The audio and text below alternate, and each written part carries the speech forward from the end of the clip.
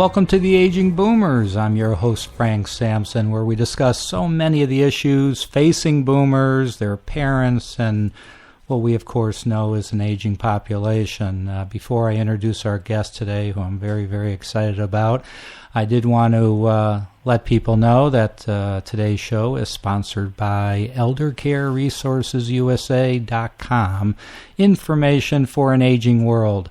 On that site, you can enjoy informative articles, watch videos, download helpful guides, and learn from nationally recognized experts, connecting also with local providers.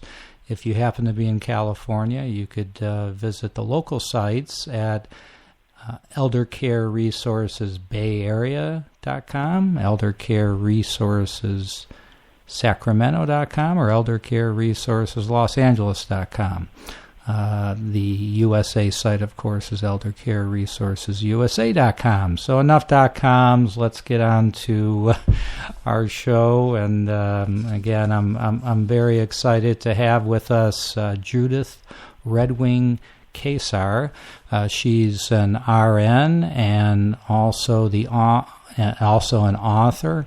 Is the director of palliative care program at Jewish Family and Children's Services here in our area, in the San Francisco Bay Area. As a midwife to the dying, she draws up over 20 years of nursing experience in oncology, critical care, and hospice, working in hospitals, nonprofits, and as a private consultant. Redwing has taught courses in all aspects of care of the dying, has published numerous articles, and presents nationally on palliative care and end-of-life issues. She is also the founder and steering committee member of the California State University Institute of Palliative Care.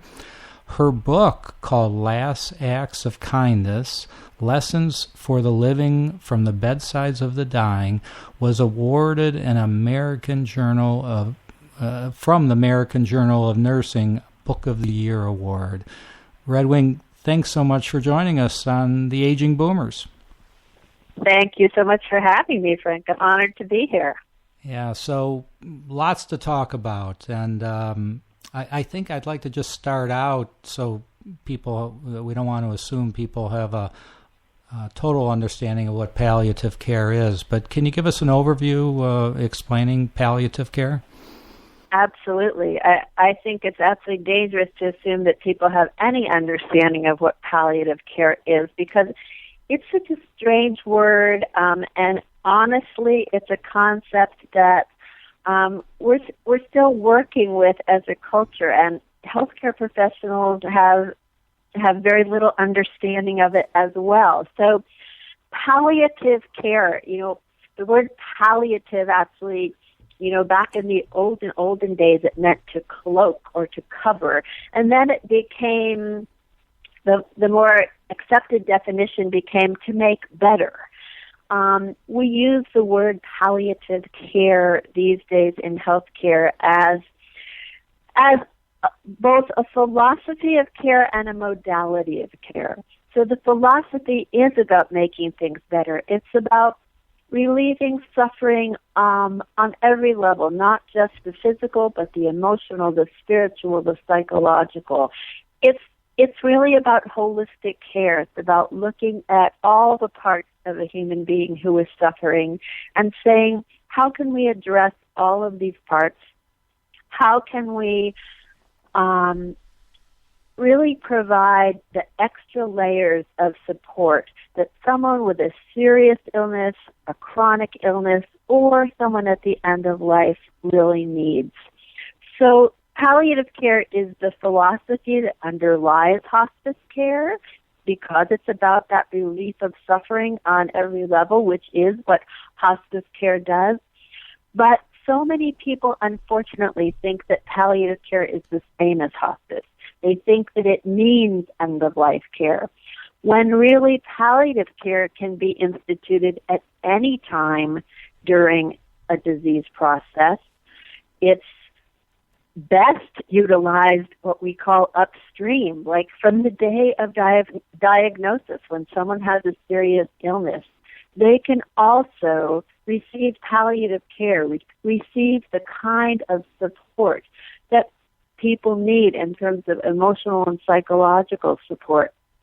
So it's really about providing these extra layers of care that sometimes medicine overlooks. And the challenge right now is that palliative care, although it has become a medical specialty and many, many more people do understand it, it is for the most part provided in hospitals. Most major hospitals in our country now have a palliative care team. And the other part of palliative care is that inherently it's provided by what we call an interdisciplinary team. It's not just a doctor. It's a doctor and a nurse and a social worker and a chaplain, sometimes involves volunteers as well. So it's everyone together looking at a person from their perspective and how can we help this person? How can we help relieve the suffering, not only of the patient, but of their close loved ones around them too, because palliative care really looks at the whole family circle as people who need assistance and support. There is a big movement to have palliative care be community-based as well as hospital-based, and we're really on the cutting edge of that right now. And like the palliative care program that, I direct at Jewish Family and Children's Services is the only community-based palliative care team that we know of in the country that's part of a social service agency that's not based in medicine, but that we still have an interdisciplinary team with myself as a nurse, a doctor, a social worker, a chaplain. UCSF right here in the Bay Area has one of the best-known outpatient palliative care teams in the country. It's called the Symptom Management Service, but anyone in our area, in the North Bay area, can access that team. So people are starting to understand that palliative care isn't just about hospice, isn't just about end of life. It's really about the kind of care that people want and need when they're seriously ill. So just to kind of sum it up as far as the comparison between palliative care and hospice, okay? You could receive palliative care without hospice, all right? Absolutely. But somebody who is on hospice could be receiving palliative care. Absolutely. Okay. Anyone who is on hospice is receiving palliative care because, like I said, it's kind of the basis of hospice. And define for our listeners, I'm sorry to interrupt, but define hospice. I mean, as it relates to when would a doctor, I guess prescribe is the right word, or prescribe or put a patient refer them onto hospice. When would they do that? Good question. In our country, hospice is very much based on the Medicare rules and regs, which basically say that a doctor has to be able to say that likely a patient would die within 6 months in order to be referred to hospice. That said, there are many instances where someone is referred to hospice and they live much, much longer than 6 months because they're getting a medical team who's paying attention to them regularly, taking care of them, and sometimes they get better and they graduate from hospice. I've had patients on hospice for several years, or they go on and off because in hospice they have to show that a person is declining. And so every 90 days they are reassessed, and if they're declining in some way, they can stay on hospice. But if they've really gotten better or stabilized, then oftentimes they get taken back off of hospice and can go on and off of it. So hospice really becomes your medical team at the end of life. And they're a team that's on call 24/7 and that can come to your home, whether your home is in a house or in an assisted living, wherever you are. Unfortunately, what happens is that most people don't get referred to hospice until very, very late in the disease process. So, the statistics tell us that most people only take advantage of hospice for a few weeks, and some people just for a few days, which is really a sad thing, because the longer somebody's in hospice, the more benefit it is. If you are referred to hospice many months away from the end of your life, then you get to build a relationship with that team, the nurses, the doctors. They get to know you. They get to know your family. Early hospice referrals are much, much better than last-minute hospice referrals. But, again, we live in a world that doesn't like to talk about death and dying. Right, right. So you mentioned about people that, if a doctor refers someone to hospice and then they start getting better, or they go past that 6-month period. I know in the industry we call them hospice graduates. I don't know if you do, but we call them hospice graduates. But so, there's so much to talk about, and I'm already thinking we got to have you on another time because there's so much to talk about. But I don't want to, I want to make sure we give some time to your book, which is just a wonderful book. I have it right in front of me here. Last Acts of Kindness, Lessons for the Living from the Bedsides of the Dying. And kind of what inspired you to write the book? Who is it marketed for? And then we'll certainly talk about how people can get a copy of it. But give us an overview. Sure. Really what inspired me to write this book was kind of the same as what inspires me to do this work. When I became what I saw as a midwife to the dying was very, very early on in my career, when my closest friend was 30 years old and I was 35, and she was in a motorcycle accident and was in a coma for 3 weeks. And most people don't think of 30-year-olds as people who are going to die, but she did. She died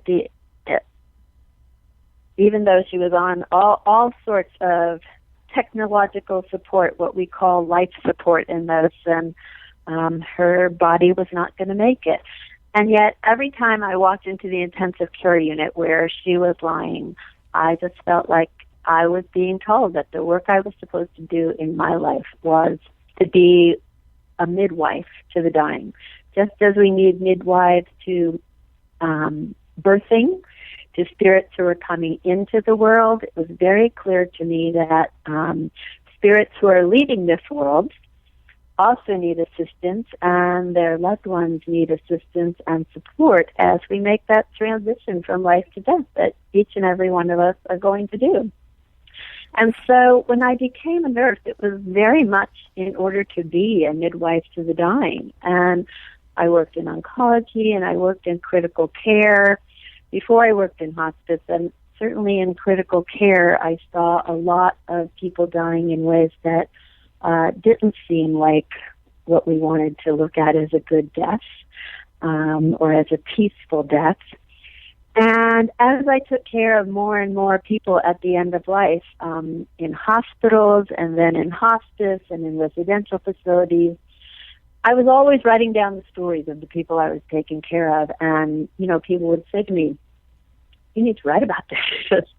And what I really understood was that because we are still afraid to talk about death and dying in our culture, it's still such a taboo, both in the general public, but also among healthcare professionals, that I wanted to write a book that was accessible, that was really the stories of people, but through those stories, the lessons that we learn, both as family members, as loved ones to the person who is sick, but also for healthcare professionals. So really the audience for the book is everyone, because none of us are going to get out of here alive. That's just the reality. Mm-hmm. I've gotten a lot of comments from family members who have said either, I wished I had read this book sooner, or how much the book had helped them just to understand that other families had gone through the same kind of thing, and the perspective of people who had gone through the process already and how helpful that was. However, I've also included in the book, a couple of places where there are questions to healthcare professionals to say, okay, put yourself in the picture of this story. You might be the nurse, but what if you were the doctor? What if you were the chaplain? What if you were the social worker? How might you have looked at this differently? How might you have communicated with this patient or this family differently? To try to get people thinking about how can we create a different aura around how we deal with death and dying, how we talk about it, both in hospital settings, in home settings, in care settings, and just in general. How do we open this conversation in our culture so that it's not such a scary thing, since it is a journey that we're all going to take. Right. Yeah, we need to be all talking more about it. And I know that, generation before us, would never talk about it. I think it's changing. I don't know if you see that it's changing. It's got to change even more. Absolutely. But I think it's people are talking about it more, though. Again, with the boomers and certainly, I know that we have conversations. My kids don't like to talk about it, but I kind of force them to. But yeah, go ahead, Redwing. I think we are getting much better. I really think the last 10 to 20 years, because there's been a lot more in the media about end-of-life issues, about palliative care, about hospice, about, what would doctors want? What do patients want? There is much more conversation about it.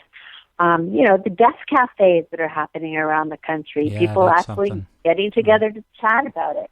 Yeah. I think all of these things are making a difference, and we still have a long way to go. Yeah, we do. And you've done just a tremendous job, in helping to educate people about it. So, I was going to ask you to kind of share maybe a couple stories from the book. We might only have time for one, and because I got some other question to ask you. But okay. Is there one that comes to mind that you could share with our listeners to kind of give them a feel for Sure. There's one that comes to mind, especially because it's also related to a current story of a patient I'm dealing with. So there's a story in the book. It's called "Pulling the Plug."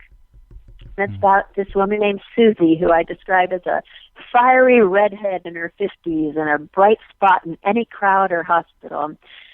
She was an amazing woman who I actually took care of when she was first diagnosed with cancer and was receiving chemotherapy. I was her oncology nurse, and so I got to know her and her family over a period of time as she would come in and out of the hospital, and grew to really like her and her husband. And luckily she had treatment and she got better, and she was in remission for a couple of years. And then all of a sudden one day I was working in the ICU in my little hospital up in Mendocino County, and got a call from the emergency department that Susie was back in the emergency room, and she had a blockage in her intestines and was needing major surgery. And so, of course, it was a hard day. It was a sad day.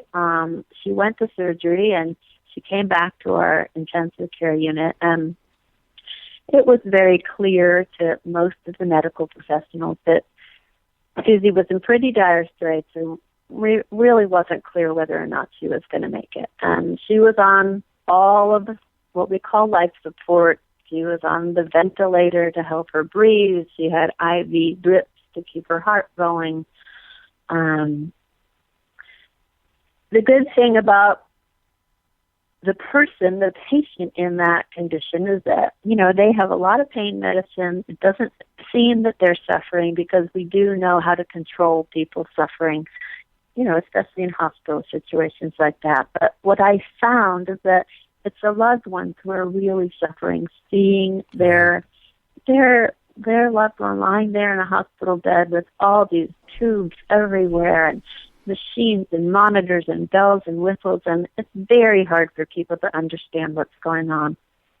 And her husband was so distraught, and yet he kept saying, you know, I can't pull the plug. And I think pulling the plug has come to be, you know, this kind of statement in our culture that, you know, people envision literally, you know, this plug in the wall and you pull it out and then somebody dies. And what I came to understand in this story was that, you know, how much Susie's husband, Martin, felt like if he said that it was time to stop using all this medical technology to, quote, pull the plug, that he felt like he was going to kill her, which is not at all the situation. Right. And so one day the chaplain came by and he took him out for a long walk. And when he came back into the hospital, I saw that Martin had been crying, and I, you know, just kind of went to him and said, "How are you doing? You know, how was your conversation with the chaplain?" And yeah, he kind of took a deep breath and he said, "Wow, the chaplain really helped me understand that this isn't about me doing something.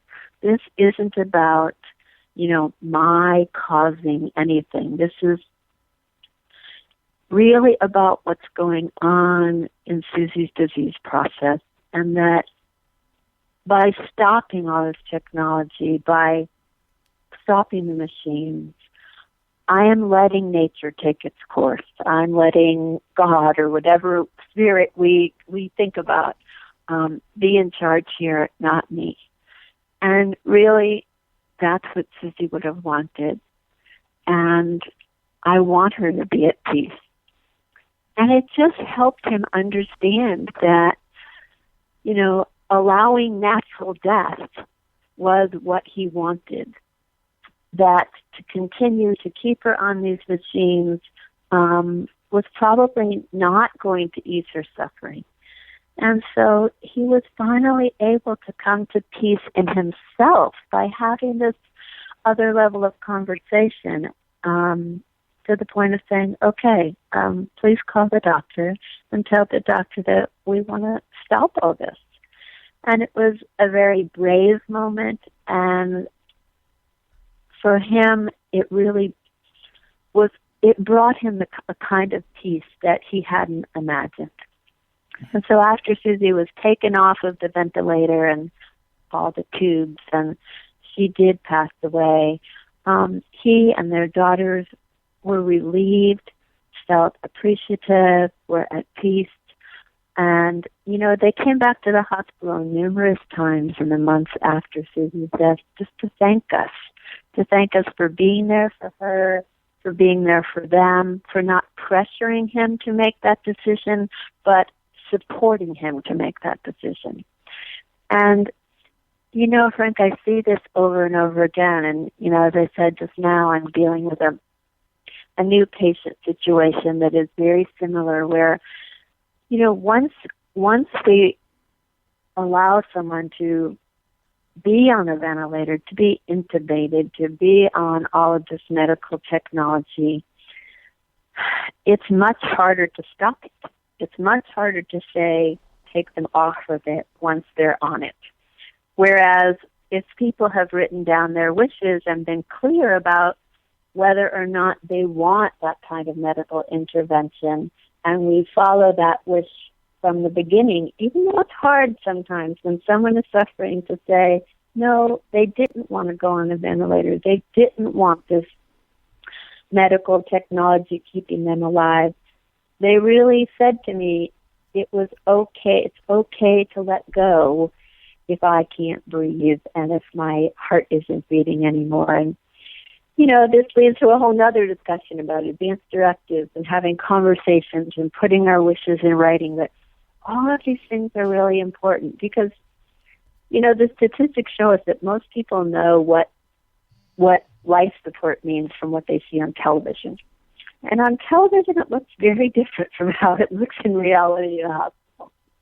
Right. And It's very complicated. It's it is, and and that's what I mean. You really have done a great job in just kind of explaining the types of services that you offer, palliative care, and the example of this family. And there's so many, like you said, there's so many other subject matters, and we're gonna be talking about that with others and attorneys about powers of attorney and all that. So. With a couple minutes left, all right, I just, number one, I know people could get the book at Amazon, correct? And absolutely, at Amazon, on Kindle, on my website, which is www.lastactsofkindness.com. Right, and it's a great website. Go to it. You got to get the book, but with literally just 2 minutes left. I know that you've been recently kind of experience the life as a patient as opposed to a nurse, and experience that you've been going through. You want to just share in the next? It deserves more than a couple of minutes, but we only have a couple of minutes, so sure. Well, I will that? say that on my website there is a blog that I've been writing for the last 6 months as a patient, and it started out at calling Twist of Fate. But the blog entries during my treatment are on my website, and I'd love people to look at them. I was diagnosed with ovarian cancer last fall and spent most of the last year dealing with being a patient, going through surgery and chemotherapy and treatment. And I have to say, Frank, being a patient is very different than being a nurse. I was used to being the caregiver, not the care receiver. I was used to being the one to help ease the suffering, not the one who was actually suffering. And it's quite the lesson to be on the other side of this picture. And I'm hoping that it gives me a whole other level of compassion and understanding for the people that I work with. Already I've seen, when I walk into a client's home and I've got my half an inch of hair that's growing back after chemotherapy, and they kind of look at me and we talk about the fact that I've gone through some suffering this year as well, and people seem to then think that I can relate to what they're going through in a different way. And I think it's true. I've had a lot of experiences now with the healthcare system that have been challenging to me. Even though I'm really good at navigating the system, I saw how difficult it is, and I'm really determined to, make being a patient advocate more of a priority for myself and for teaching other people how to be patient advocates, because I see how much people need that when you're going through difficult medical situations. Navigating our healthcare system is so challenging. Yeah, it is. Boy, do I hate to cut you off, because I just find this fascinating. You've done wonderful work. You have a great book. You got to get the book. Go to lastactsofkindness.com. You could probably contact through that website Redwing if you want to do that. Learn more what she's doing at the at her position at the Jewish Family and Children's Services. And or go to Amazon, Amazon.com, and get it. So, Redwing, thank you so much for joining us on the Aging Boomers. We got to have you back. Lots more to talk about. I'm glad you're doing well. And, thank you. Thank you so much, and thank you all for joining us. You could also, which many of you have done, you could go to iTunes and download the app, the Aging Boomers, on your iPhone or on your Android phone. So thank you all so much.